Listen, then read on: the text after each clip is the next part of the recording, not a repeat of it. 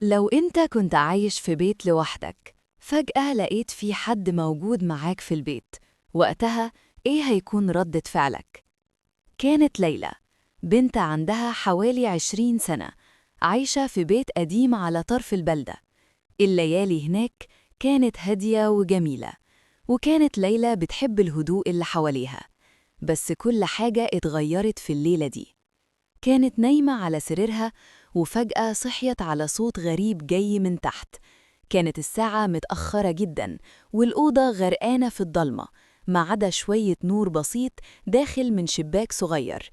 أي حد ممكن يتجاهل الصوت ده، بس ليلى حست بحاجة مش مريحة. قامت من على السرير ببطء، وخطواتها كانت خفيفة قوي وهي ماشية ناحية الصوت اللي واضح إنه من الدور اللي تحت. لما وصلت عند السلم، بدأت تسمع الصوت أوضح، زي حاجة بتتحرك ببطء في الضلمة. وقفت ثواني بتفكر، وبعدها راحت جابت كشاف من الدولاب علشان تنور بيه المكان. نزلت على الدور الأرضي، وقلبها بدأ يدق بسرعة. لقت حد واقف في الركن، حد غريب، ملامحه مش باينة من كتر الضلمة.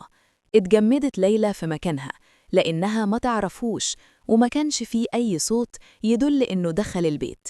وفجأة الشخص ده اتحرك بسرعة واختفى وسط الضلمة. ليلى اتخضت ورجعت تجري على أوضتها وقفلت الباب جامد.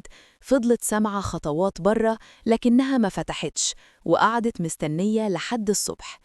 تاني يوم الصبح نزلت تبص، ما كانش فيه أي أثر لحد، كل حاجة زي ما هي.